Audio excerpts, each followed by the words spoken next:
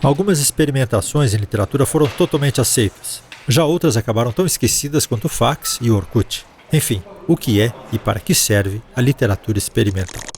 Mudando? Uma pergunta difícil. O que é literatura experimental?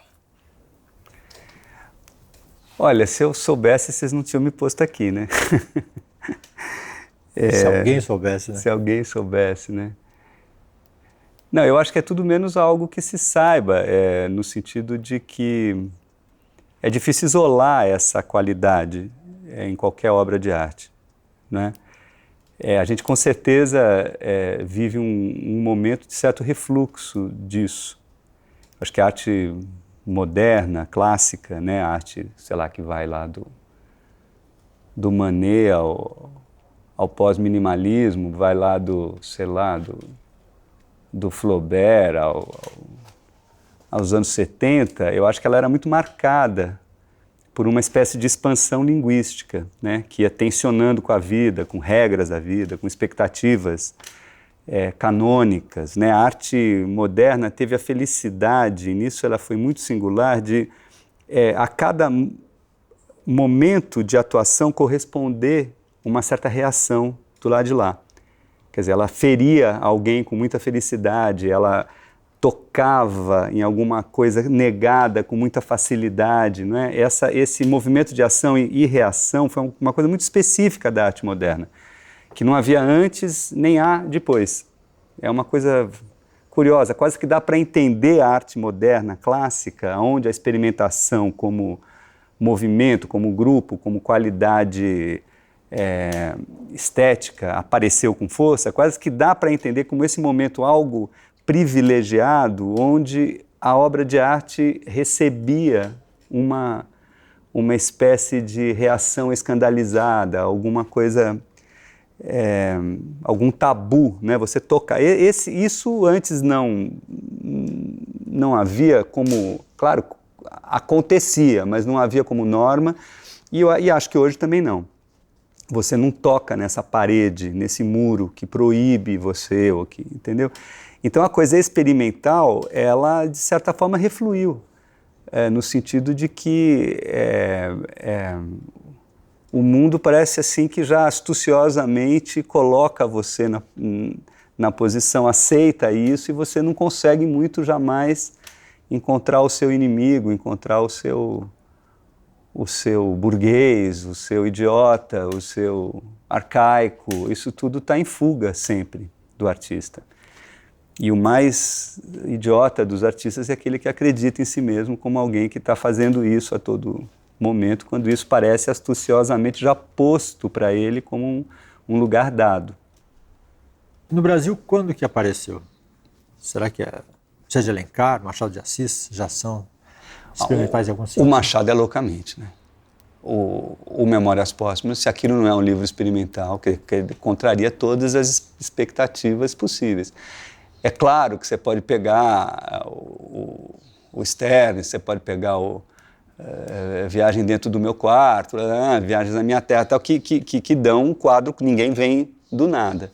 Mas basta pensar a própria obra do Machado antes e o Memórias Póstumas para entender a encrenca daquele livro que sobrevive até hoje como um dos livros mais espantosos da literatura, né? É um livro que, a começar pela posição do narrador, contraria tudo, né? Um livro que você não sabe se o cara... que ele não sabe se narra quando nasce ou quando morre. Não sei se você lembra, no começo do livro ele não sabe assim... Peraí, eu não sei se eu começo pela morte ou pelo nascimento. Quer dizer, é uma liberdade assim, inacreditável. Então, eu acho que talvez seja um momento mais experimental até hoje da nossa cultura como um todo. A arte só avança pela ruptura? Eu acho que em alguma medida sim. Eu não sei bem qual a medida disso. Mas eu acho que a estabilização excessiva, ela vai tornando a arte muito permeável aos desejos da vida social. Eu acho que a vocação profunda da arte é alguma coisa para fora do tempo, para fora, entendeu? Isso é que é mais revolucionário nela. O para fora, não o para dentro. Isso hoje é visto como formalismo, como Mas eu acho que não, eu acho que o lance da arte é uma espécie de reação à clausura do ser, né? Quer dizer, eu acho que a vida social vai enclausurando e você precisa de uns buracos, de umas maconhas, dos negócios lá para você quebrar aquilo. Porque a vida enche o saco, eu acho um pouco isso. A arte vem porque a vida enche o saco, né? Ninguém aguenta viver sem... Então, esse movimento para fora, ele tem que ter alguma alergia, que por mais que seja legal o que está acontecendo, por mais que você defenda com seu trabalho uma causa boa, é claro que as causas são boas, mas ainda assim ele precisa criar alguma estranheza, assim. Tinha uma ideia assim, corrente que o que gera o experimentalismo é uma inadequação entre as formas de expressão e o espírito do tempo, né? É isso mesmo ou não? Eu acho que sim. Eu acho que... aí, sendo o espírito do tempo nosso muito acalmado, será que é aí que não vem o experimentalismo? Mas esse acalmado não é bem acalmado, ele é assim, totalizador, né? O nosso tempo é um tempo totalitário, ainda que sob a regência da falsa diferença, do falso conflito. Ele é todo... A democracia é um pouco isso, né? E ela vai um pouco pacificando tudo e tentando incluir, mas ela não consegue. Né? Quer dizer, a vida lá fora ela é muito mais múltipla e com dificuldade de ser pensada do que o jogo democrático consegue, né? Então a arte me pareceria ter um papel aí de conexão com alguma coisa que não está tendo voz, que não está tendo expressão, né? Mas eu tenho a impressão que a astúcia um pouco do nosso tempo é puxar a arte para esse lugar instituído, entendeu? Que é você um pouco fazer, dar voz ao que uma instituição quer que você faça. Então os artistas passam a trabalhar muito com questões étnicas, questões de gênero, questões ecológicas, que são questões ótimas. E que são ótimas, como qualquer questão, me parece totalmente lícito que isso venha como origem de uma obra, mas não como final de uma obra, entendeu? A questão da obra é chegar em outro lugar. Pode partir de onde quiser, mas ela tem que abrir para alguma outra coisa, conectar. Acontecem coisas impensáveis no movimento da obra de arte. Ela não pode retornar para aquilo da onde ela começou. Às vezes, talvez, a ignorância do cânone, né, da técnica básica, ajuda você a fazer uma coisa diferente que não existia. Pode ser. Por outro lado, o extremo conhecimento da técnica também ajuda. Você entende tão bem aquilo, Machado e Memórias, por exemplo. Ele manja tão bem como construir um narrador, que ele constrói um narrador que é, ao mesmo tempo, primeira e terceira pessoa, é confessional e é onisciente, né? Ou Proust é uma que é sofisticadez. É complicado, eu acho que há casos e casos. O Pollock seria um cara de pouca técnica que talvez seja o maior artista plástico norte-americano ever, né? Não é um cara técnico.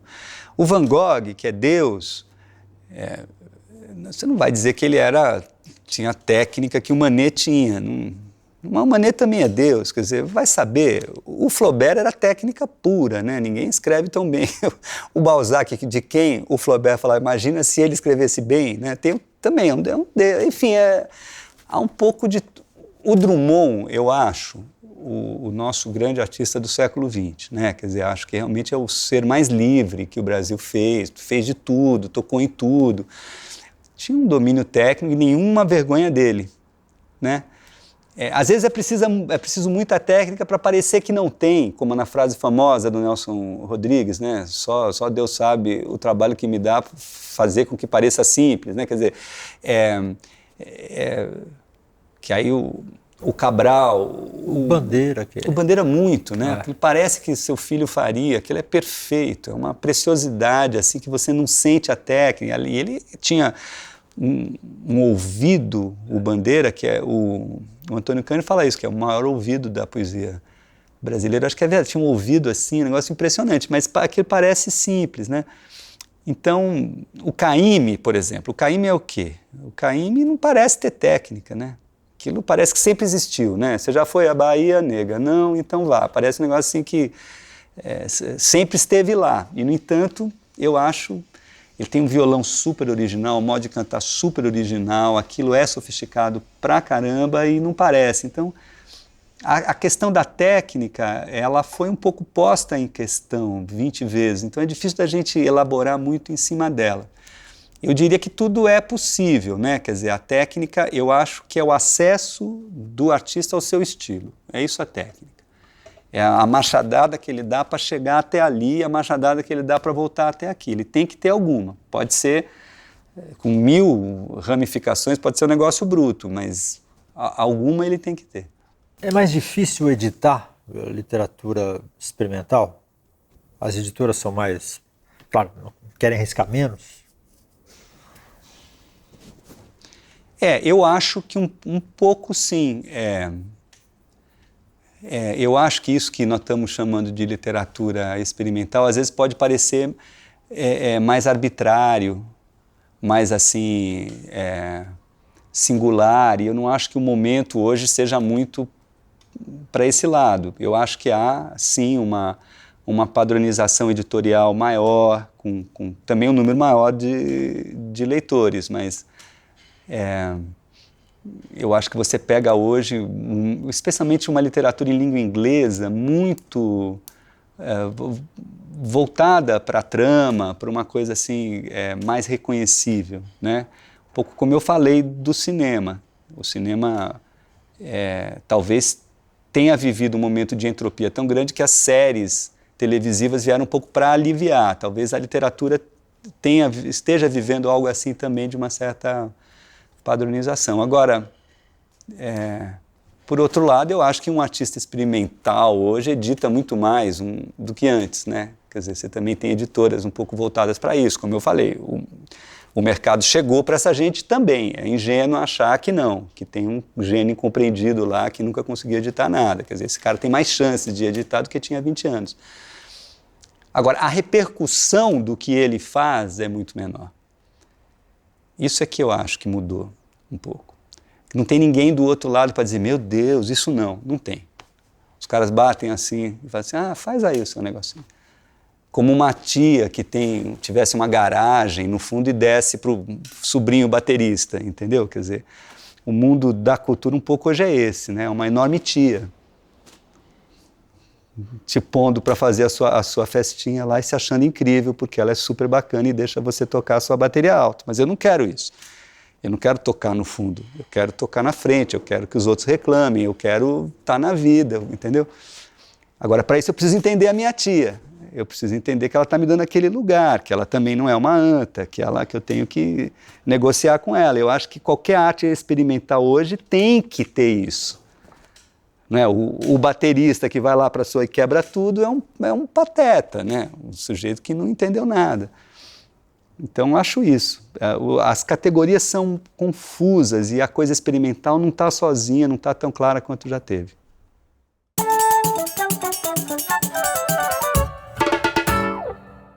James Augustine Aloysius Joyce nasceu em Dublin, na Irlanda, em 1882. Com uma vida acidentada, trabalhou como professor na Itália, na atual Croácia, na Suíça e finalmente em Paris. Ulisses é a obra que o tornou célebre. A ação do livro transcorre em um dia, no qual Joyce recria a história dos personagens da Odisseia, como o próprio Ulisses, Penélope e Telêmaco.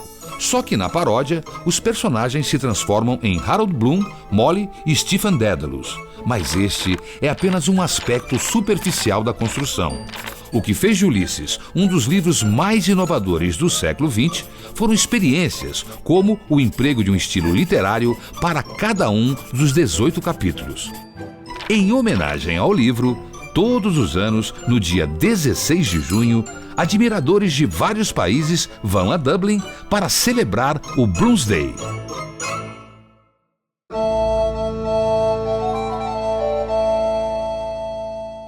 Um autor que tem sua obra bastante marcada pelo experimentalismo é Roger Mello, um brasiliense que recentemente ganhou o Hans Christian Andersen, que é o Nobel da Literatura Infantil, e ele ganhou na categoria de ilustração. É um feito bastante importante, é o primeiro ilustrador brasileiro a conquistar esse prêmio. O Roger Mello tem 20 livros de autoria e já ilustrou dezenas de outros livros de outros autores. A cada livro, o Roger busca uma nova técnica e um novo jeito de contar a história. Então, em Contradança, por exemplo, ele usa fotografia preto e branco e constrói um boneco que representa a menina, a personagem da história. Já em Meninos do Mangue, uma obra anterior à Contradança, o Roger ele traz os restos do mangue, o lixo do mangue, para ilustrar essa história. É um livro que fala da sorte e da preguiça que um dia fazem uma aposta. Quem pescaria o siri com mais patas? E a preguiça perde e tem que contar 8 histórias. Cada uma dessas narrativas tem um estilo diferente e ele vai encadeando isso como um colar de contas. Assim como toda a obra do Roger Mello, é um livro marcado pela brasilidade, tanto na busca dos temas como na paleta de cores que ele usa. Sem dúvida, é um livro que não deveria faltar na prateleira de nenhuma criança.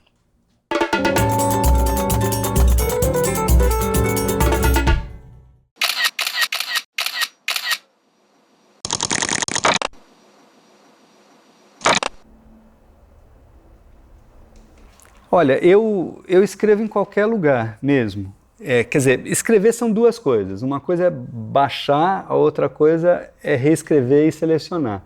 Reescrever é uma atividade assim que eu preciso estar sozinho, com silêncio. Em geral, eu faço à noite aqui no ateliê, quando as pessoas vão embora, né, umas 5, 6, eu fico, aí eu consigo me concentrar, ou em casa cedo, pela manhã, assim, que é mais silenciosa.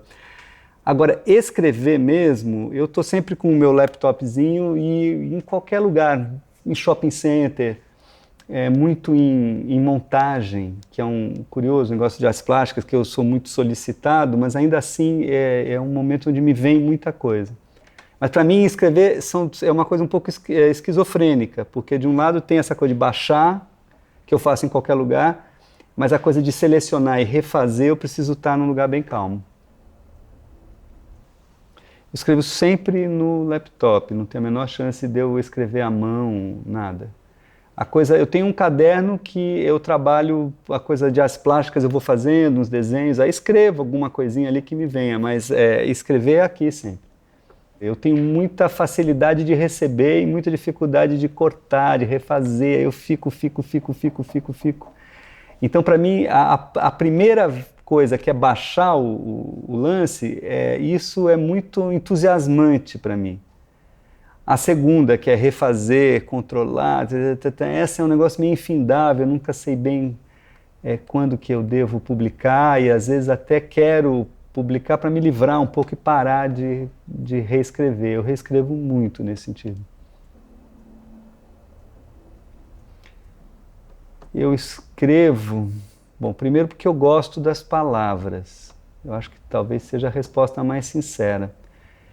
Elas me levam a um lugar excitante, uma coisa assim, que quando acontece, você escuta as palavras, elas te põem, fazem relações diferentes. Eu acho que eu escrevo por amor às palavras.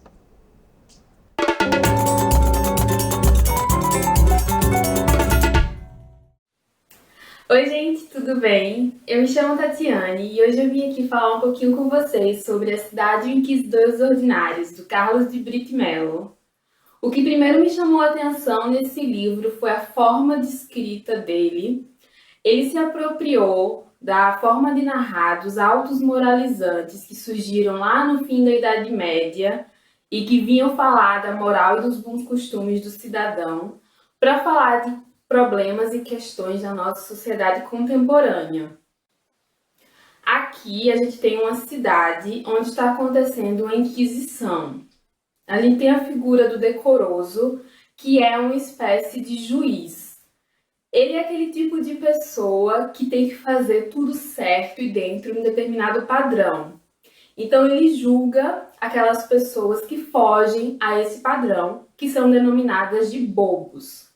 Os bobos são aquelas pessoas apáticas que não se adequam a viver na sociedade da forma como vive o decoroso e como vivem as pessoas que ele considera também decorosas. Dentro desse universo existe uma série de outros personagens que ou estão observando a Inquisição, ou estão se escondendo, ou estão denunciando a Inquisição.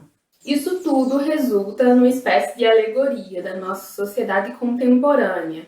E através disso, Carlos ele vai trazer várias críticas sociais sobre o cidadão, sobre a posição do cidadão na cidade, sobre a posição do cidadão em relação à coletividade e sobre principalmente como a sociedade se comporta com aquelas pessoas que são consideradas diferentes ou que não estão seguindo um determinado padrão.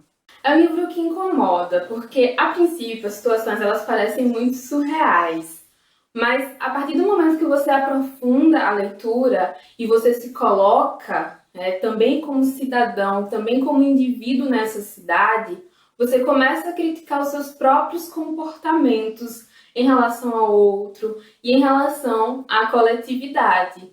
E aí você começa a perceber aqui, mesmo dessa forma assim, muito surreal, alguns mecanismos que acontecem no nosso dia a dia, na nossa rotina. E foi isso assim, que mais me chamou a atenção nesse livro, A Cidade de Inquisidores Ordinários. Ele cria vários estereótipos para retratar vários personagens do nosso convívio social, digamos assim, criticar assim mais propriamente essa sociedade do espetáculo que a gente vive. Eu espero que vocês tenham gostado. Até o próximo vídeo. Tchau!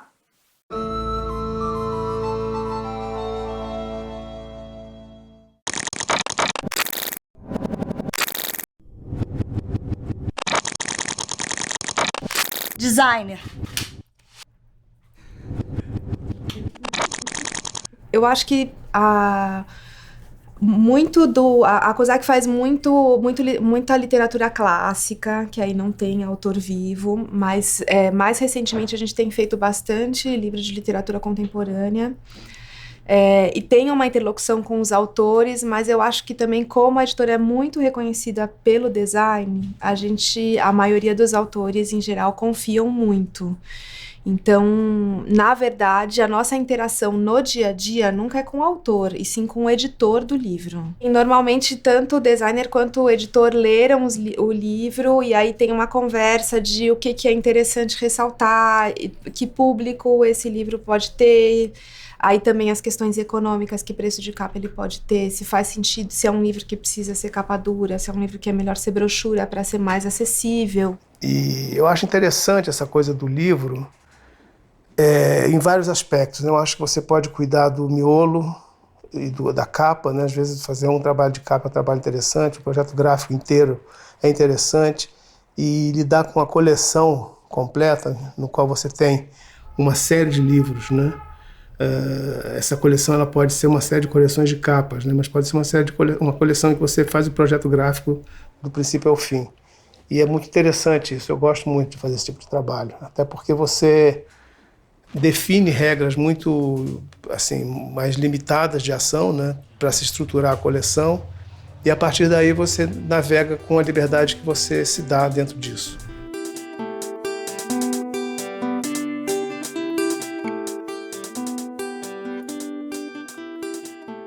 Eu acho que é muito caso a caso. Agora, o livro mais recorrente de literatura, esse livro que vai no corpo a corpo da livraria, ele tem que comunicar e tentar atingir ter um apelo visual para um tipo de leitor que vá se interessar por aquele livro. Tem alguns textos literários que você basicamente prescinde do livro para você poder lê-los. Você não precisa do livro. Você baixa e lê, né? E agora, o que vai fazer com que o livro exista, né, e que o livro se venda, que o livro tenha uma realidade enquanto produto, né, que tenha um apelo numa livraria e que a pessoa queira possuir, queira ter, né, aí o projeto gráfico acho que ocupa um papel fundamental.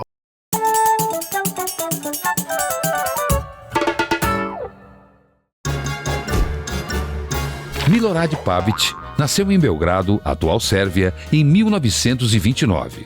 Ele lançou alguns livros de poesia em sérvo-croata, mas ninguém o conhecia fora de seu país. Isso mudou em 1984, quando publicou o Dicionário Khazar, um sucesso mundial. O livro tem uma estrutura inovadora. A história começa quando, após um sonho, o rei chama sábios de 3 religiões: judaísmo, islamismo e cristianismo, para definir qual seria a crença oficial do reino. Daí surgem 3 dicionários, cada um apresentando uma versão diferente sobre os costumes e a vida social da região. Depois deste livro, Pavić fez outros romances, todos com estruturas inovadoras, todos traduzidos em várias línguas. E assim, ele se transformou num verbete da história da literatura mundial.